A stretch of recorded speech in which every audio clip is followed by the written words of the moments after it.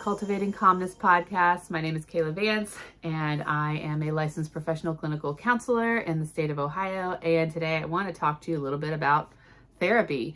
And I know I've talked about therapy before and kind of what we do. And if you are seeing a therapist or if you are a therapist, like we obviously know, or you should know some of the things related to confidentiality and what we call dual relationships. But there's also pieces, and I'm going to touch on those, but there's also pieces I think that people who either see therapists are unaware of, or who don't go to therapy, never thought they would ever go to therapy, might never go to therapy, don't quite know about us therapists as well. And we could probably talk about therapy world and our jobs for a while. So I'm not here to get into all the nitty gritty boring stuff, but I was having an interesting conversation with some friends and colleagues the other day, and it got me thinking about what maybe you guys don't know about therapy. So I just thought I would share. So, one of the big things in therapy is confidentiality.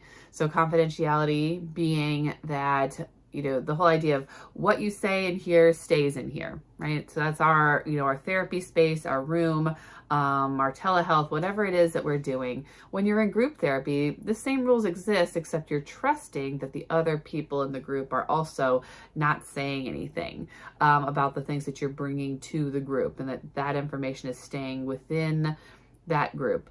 Within therapy, the expectation with a therapist is the same. Now, there are definitely exceptions to that rule. The big ones being like child abuse, elder abuse, animal abuse. Like we have to report on those. And contrary to what you may believe, and at least for me, maybe there are therapists out there that are different, but most therapists, we don't want to make those phone calls. We don't want to make those reports. They aren't fun for us. It's not a great conversation to have with you, the client, when we have to make a report about you or something that you have shared. Generally speaking, if it's safe to do so, we usually try to inform you and let you know that we're going to make those calls. And I have had to have those awkward conversations, and I don't like those conversations. And sometimes, the reports, because being a mandated reporter, we have to report things that maybe we personally might not feel are things that need to be reported, but are mandated to be reported nonetheless. And oftentimes a report, I have gone to like consultation or supervision on making a report, and, sometimes the opinions will be mixed. Like, yes, you should report that, or no, maybe you shouldn't. So even between colleagues, sometimes whether something should be reported or not reported can be different. So not everything that you always hear in sharing is like what's coming to mind is that just because you tell me something doesn't mean I'm going to report it, but you could tell my colleague and they would think that needs to be reported. And I've been in those situations where maybe I chose not to and somebody else did, and vice versa. So never a fun phone call, not something I want to do. And sometimes we make reports. Usually we make reports and we don't know what happens with it, and that's what I tell clients. So if I have to make a report, I make the report and it's out of my hands. It's, the next person's job to do something about that. Now, if there's something related to that we can work on in therapy, then we will. That's not what I'm talking about. It's whatever the authorities decide to do. Once it leaves my hands, it leaves my hands. I don't know what their decision or what their work is going to be. So I've had, like children's services, for example, will like nothing will happen with a case and they won't rule it in, I guess. And then I've had children's services cases where they rule things in where I personally was like, I don't understand. I just had to report this, but I don't personally think it needed to be investigated.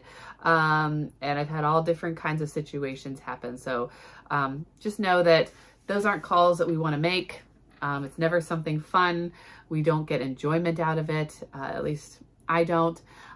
So, you know, if it's coming to that, just know that it's something that we consider serious, and that, you know, we have our license and our job that we have to abide by, and we will do the best we can to support you through that. But never a fun thing we have to do. So that's confidentiality. That's one of the exceptions. Another exception is that as therapists, we seek consultation and supervision. So that's talking to other therapists who will talk to us about our therapy, what we are doing in therapy, our role, and how to help you as the client. So I will often talk about my cases with other therapists who will give me feedback. So they are also held to confidentiality when we are in consultation or supervision, and not to take that information, you know, elsewhere. You know, sometimes when this has happened, I have been in a situation where I knew somebody who was like in the hospital, and then consultation was going to happen on this client, and I had to remove myself from that discussion because I had a personal relationship with that person, and so I should not have been involved in their care. So on occasion that may happen in like consultation or supervision, in which case you just need to be upfront, you know, as soon as you realize or make that connection. Sometimes we don't know until we're well into something, that we know somebody, or that we know we have a connection to somebody. So it's just your duty as a therapist to then try to remove yourself from that connection. So that brings up a interesting thing called a dual relationship, which is something that I ended up talking about with my colleagues the other day. So very interesting topic, and there's a wide range of opinions. You know, there are like laws and ethics related to dual relationships, and then within that there's context, and there's individual decisions, and there's how rules and laws are different depending on where you are, and so those lines can be a little fuzzy and a little blurry. And so it's just an interesting thing. But back to confidentiality, you know, I'm not going to go talking to my family. I'm not going to go telling my friends about you. I think that's pretty standard. If I were to see you in public, we were to run into each other, which has happened to me. So I always have this conversation in my first sessions. But if your therapist hasn't had this conversation, and if you've ever ran into your therapist and they acted a little awkward or a little weird and they hadn't had a conversation with you, the reason is because we are taught to not make contact with you on purpose, unless you do so first. So if I, you know, saw you at some event out in the community or at the store, I'm not going to go up to you and be like, hey, how are you? No, you would have to do that to me, and then I will respond. I'm not going to ignore you if you specifically reach out to me and you're trying to make contact with me, but I'm also not going to sit there and try to have a lengthy conversation with you in public if we can avoid it. But if you are reaching out to me and you are saying hi and you are engaging in conversation, I'm not going to ignore you if I've like recognized that that's what you're doing. And what I often tell people is like, if I spot you, I will probably try to avoid you. So I'm like turn my head, look the other way, go down a different aisle, you know, because I don't want to force an interaction or a contact with you that maybe is unwanted, or could be unsafe. You know, so it's your choice if you want to make contact and you want to kind of like, you might say, out yourself, right? Like, this is my therapist, right? Because if I'm with my family or my friends and you come up to me, I cannot say, oh yeah, this is my client. You have to do that. If you don't do that, then when you walk away and my friends or my family are with me and they go, who was that? I still have to go, oh, just some person I know, you know, or try to change the subject or something like that. Now, generally our friends and our family have a general understanding of those expectations of us. And so when we make a vague comment, they, you know, light bulb goes off. Ah, okay. Yep. None of my business. Right. So generally we know, but we try to avoid those too, so that we don't break your confidentiality and say something to somebody that maybe we shouldn't be saying. Same goes for social media. Now, there's a difference between like a business page and a personal page, which a lot of us have. So if you were to follow my business pages, great, awesome. I'd love for you to do that. But if you were to find me personally on, any of the social media, I would not accept your friend request, and I would probably block you. So I've had that happen where I've been in like mom groups and other things on Facebook, and I have seen one of my clients or maybe one of my clients' parents in those groups. And so what I do is I just block them so that they can't see me and I can't see them. And that's just privacy's sake. One, my life is private, and, I don't need my clients seeing or knowing about my personal life, and I don't need to be snooping into yours. So although it can be tempting sometimes to look up clients, generally we're not doing that either. I'm sure some clinicians are, but I want to learn about you from you, and I want you to trust me enough to be able to tell me everything that you think I need to know. And that leads into those dual relationship pieces. So I think I've covered all of the confidentiality stuff, but I mean, that's pretty standard, but I think the friends piece or the, seeing you out in public piece isn't always well known. But the dual relationship, that means having more than one relationship with your client. So if you are my client, that should be the only relationship I have with you. I shouldn't be your friend on the side, or buying or selling things with you on the side, or sharing an office space with you, or anything like that. There are ethics and laws about that for therapists. And oftentimes, I've also wondered this. I did a quick look up. I didn't look too thoroughly into it, but, I will see like doctors who've married their patients, right? That is extremely frowned upon with therapists, like an ever type situation. Whereas it seems that is more okay with doctors.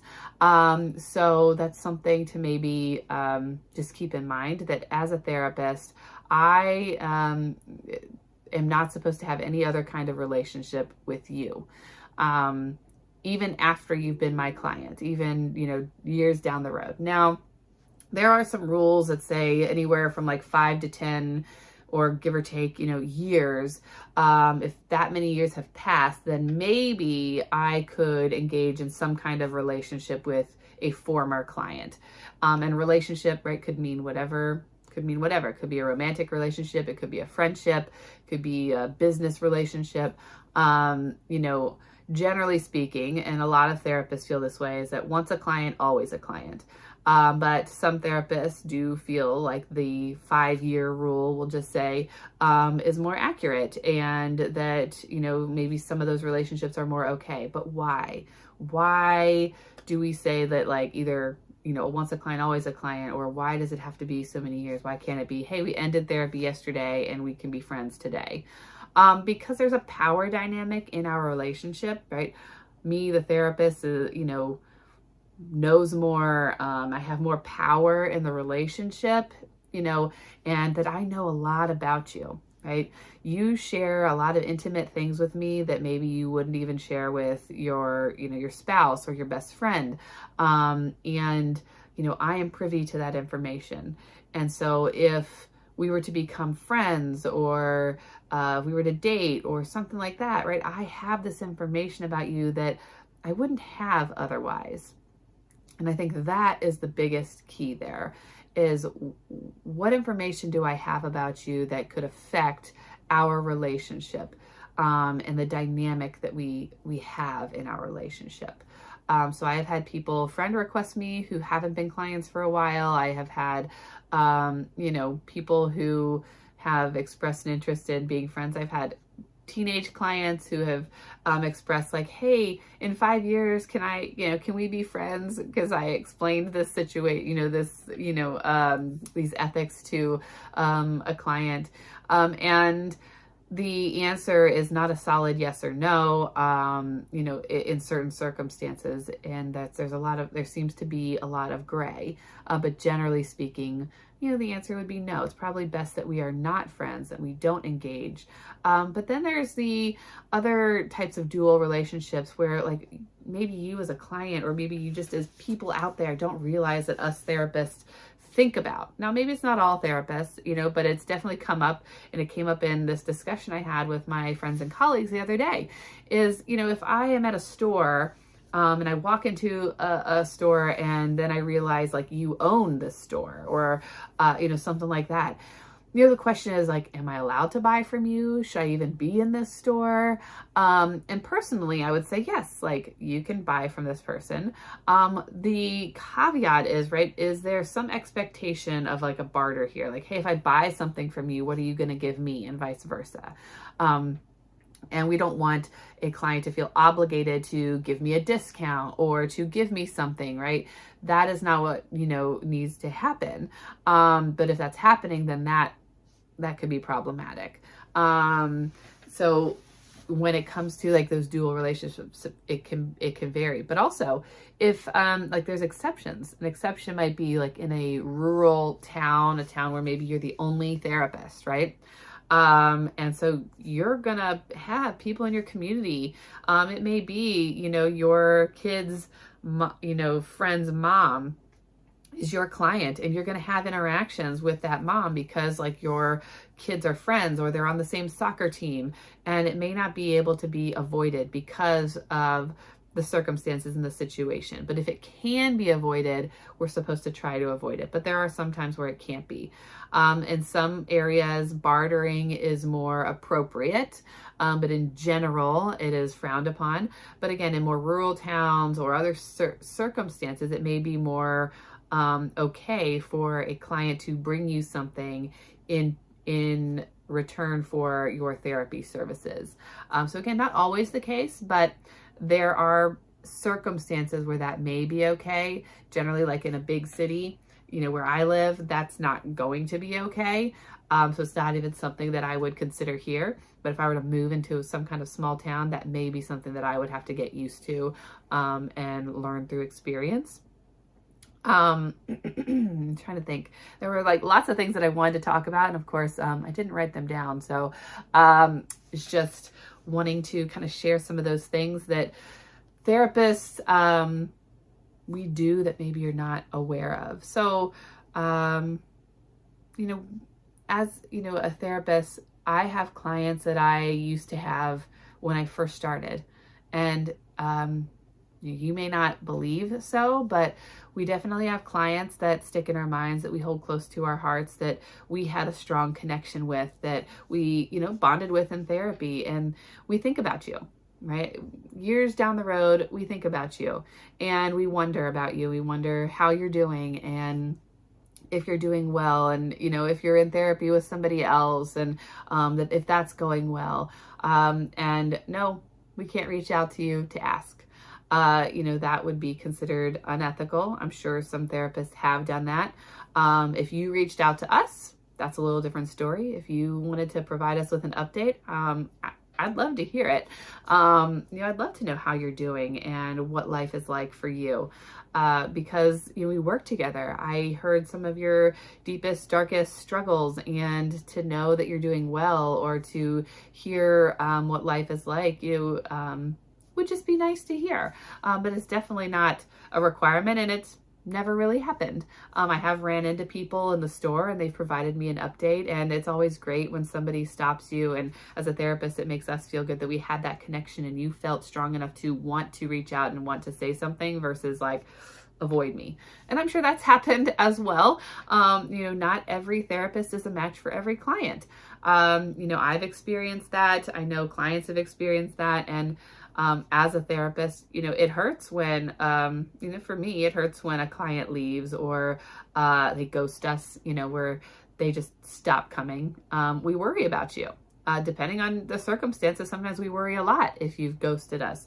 And so that can be hard for us to draw that line and have that boundary and be like, well, maybe they just didn't want to continue. We don't always get those answers. So when we aren't able to end a therapeutic relationship, like with what we call like a termination session, it leaves these loose ends and open ends, and we don't have answers, just like maybe you don't. And so that's hard for us therapists, is to be ghosted and to not have answers, to not know what's going on. And that's something we also have to accept. We have to also be careful. One of the reasons that we will reach out if you haven't scheduled, right, is that we want to make sure if you're our client that, you're doing well. Because if we haven't seen you in a while, then we will, you want to terminate because, you're not working with me. And if something happens, like that could come back to me as a therapist and that liability. So, I will close a case until you're ready to come back if you decide you're ready to come back. And that's fine. For me. Now, some clinicians have very strict policies on that, and things may be a little different, and maybe in a few years my attitude will change as well. But for now, if somebody is just not ready or is really busy and they take a pause, that's okay. I'll just kind of close your file, and then when you reach back out, we'll open it back up and we'll get started from where we left off or where we are now. It really just depends. But hearing from you, talking to you, reaching out to you, having those connections, those are things that therapists have with our clients that most people maybe don't think about. So you think like, oh, once you leave the office, like we're not thinking about you, we don't care about you. We do. We care about you. We want what's best for you. Sometimes we worry about you and we think about what's going on, and we struggle to know how to help you and how to make it better because we know that you're in so much pain and that you're suffering. And we want to do everything we can to make that better for you. And we just can't sometimes. And that hurts us. Some clients we have, we go, oh man, I could really be their friend, but they're my client now, so that will never ever happen. I know I have clients like that. I've had clients in the past where just in working with you, there's a realization like, oh man, you could really be one of my friends. I could see us being friends. And, that's something for us as therapists to work out and talk with like our supervisors and, our consultation and work through, because you're not our friend, you're our client. But that doesn't mean that those feelings don't exist. They are there. We are human. We have them. There are clients that rub us the wrong way and who are difficult to work with. And again, those are things that as therapists, we want to work through and recognize if there's some transference and countertransference, going on between you and me, as the client. And there's all this stuff going on in the in-between and in the background that, clients probably aren't really aware of. And I just wanted to share some of that with you. I think I started to talk about before, like dual relationships in marriage and dating. And, doctors seem to be able to do that, whereas counselors don't because of that power dynamic. Now, doctors have that power dynamic as well, but their ethics seem to be a little different on that than therapists. And that's likely because therapists have a unique and specific relationship with clients that doctors don't. They just have a different type of relationship with their clients. So if you're ever wondering if we think about you or if we're worried about you, we are. If, we would like to be able to participate in something that you are, yeah, sure, but we can't.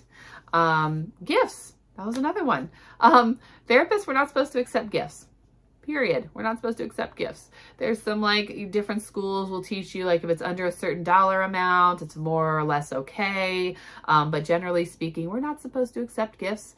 But it's really hard to tell a client, hey, we're not allowed, especially when they've spent their hard-earned money, or they put a lot of effort into and thoughtfulness into giving us something. So oftentimes if I've been given gifts, especially from a kid, I will accept it. And oftentimes it's something I can incorporate into my office space. So when that's the case, I do. So I have coffee mugs, those are in my office. I have things that people have hand stitched and handmade for me, those are in my office. If they've given me other types of gifts, I'll have a conversation like, hey, this is very nice and I'll accept it. But just so in the future, I'm not really supposed to accept gifts. So if you want to, and you feel like it's important to give me something, I want you to give me something from your heart, a card or a thoughtful poem or something like that. Those are what I would be happy to accept from you. So if they've given me a gift, I often have that conversation with them so that they're aware. And it's not going to hurt our relationship this time. That's a big piece. If I decline your gift, is that going to hurt the dynamics between us and the relationship that we have and the rapport that we have and the progress you're going to make? And if that's the case, which often it is, we have to make a decision there. Yeah, I think I covered a lot. I actually didn't think I was going to talk this much. So thank you for joining me today. And I'm sure I'll come up with some things after I end our conversation today. But just know that as therapists, we are human. We think about you. We plan to talk to you. We have things that we're working on specifically for you, and trainings that we may go to just for certain clients because we know that it'll help you and other clients eventually. So we do put a lot of thought into you and your care, and you don't always just leave our minds as soon as you leave the office. Sometimes yes, but also a lot of times no.